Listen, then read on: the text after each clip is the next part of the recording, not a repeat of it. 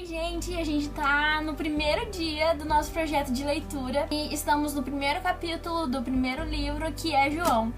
E eu separei alguns versículos que eu achei bem interessante da gente estudar. O primeiro deles é o versículo 1, que é: no princípio era o Verbo.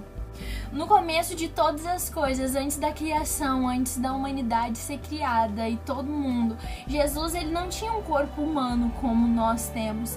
Ele era o Verbo de Deus, mas ele não era só a palavra de Deus que criava todas as coisas como na criação, que está escrito em Salmos 33:6, por meio da sua palavra o Senhor fez os céus, pela sua ordem ele criou o sol, a lua e as estrelas. Ele não era só essa palavra, a palavra criadora, ele também era a palavra que levava a salvação, como está escrito em Salmos 107:20. Com a sua palavra ele os curou e os livrou da morte. Jesus, mesmo antes da gente existir, ele já tinha a função de salvar a humanidade, porque desde sempre ele era o Verbo.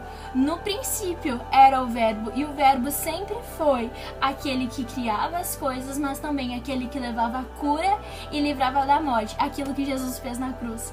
Então, mesmo antes de nos criar, Deus, quando ele viu a possibilidade que o homem teria de se afastar dele, ele já pegou uma parte dele e tornou a salvação do homem.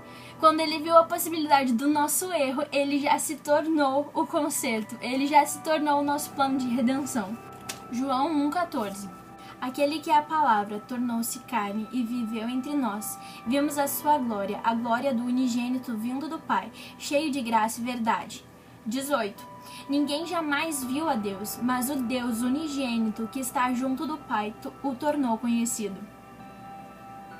Nesses versículos a gente tem assim, o plano de redenção. Deus tomou a forma humana para que ele pudesse salvar o homem e restaurar o laço. Antes, lá no Éden, nós tínhamos um laço com Deus, porque nós éramos espírito e ele era espírito, e essa era a nossa ligação, mas com o pecado nosso espírito morreu.